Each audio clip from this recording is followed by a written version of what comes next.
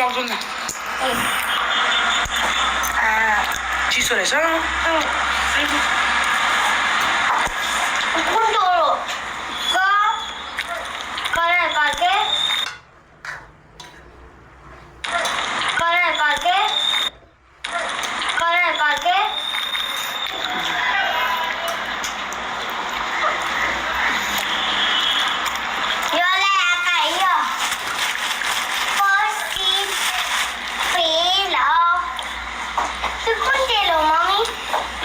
अहिले भागेको छ त्यो अहिले काठमाडौँमै छैन अहिले